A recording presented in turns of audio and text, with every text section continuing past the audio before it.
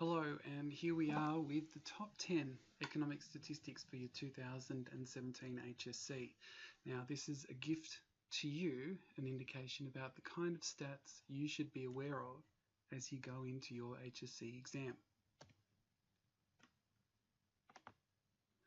The number 10 statistic is the balance of trade. Now, remember the balance of trade looking at net exports, so exports minus imports. In August 2017, Australia's trade surplus grew by 22%. So net exports is growing, more money flowing into Australia from the trade of goods and services than is leaving the country. Why has the trade surplus grown? Well, because of an increase in the price and exports of metal ores and minerals, so the raw commodities that Australia exports to the rest of the world. At the same time, imports were unchanged. So think about the economic impact of a growing balance of trade. Number 9, think about the cash rate. So Australia's official interest rate, the cash rate, is still at 1.5% and has been that way since August 2016. So these are historically low levels in terms of the RBA's cash rate. Now, the RBA expects the economy will gradually pick up over the coming year, and it is hoping to start moving interest rates back up. But at the moment, the cash rate is at historically low levels. Number 8, the Australian dollar is around US 77 cents. This is as of October 2017. Now, this value is much lower than during the mining boom, but the Australian dollar has been steadily increasing since 2016. So what? Well, a higher Australian dollar is a problem for the Reserve Bank of Australia.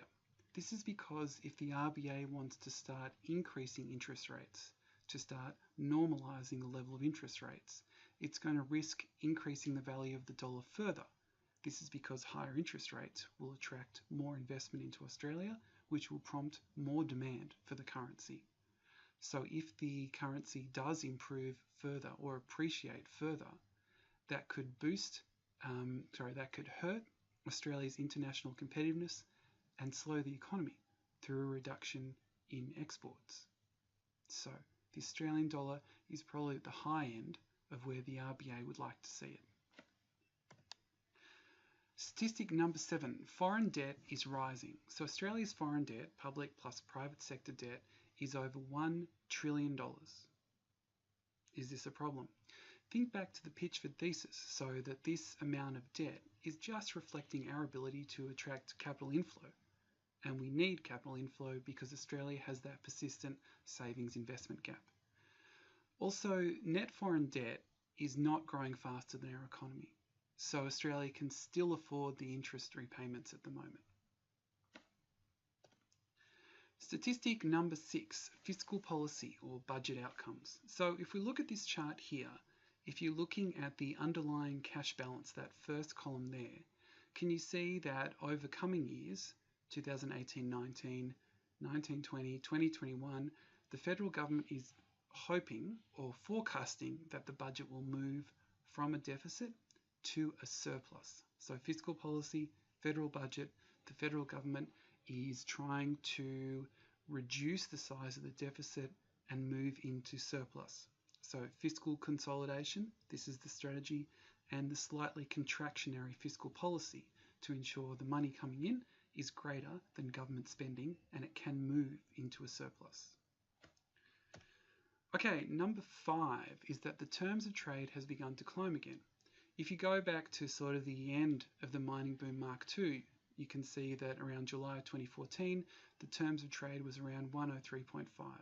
The terms of trade being the ratio of export prices to import prices.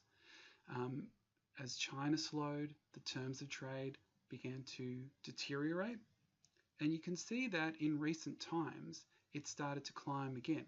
So in fact, over the course of the year, the terms of trade is back up to 109.7, and as of July 2017, 103.6. So that the prices we are getting for our exports is exceeding the prices that we are paying for our imports, and that is reflected in the improvement in the balance of trade. Okay, we're going to stop there. The next video is going to look at the next 5 statistics.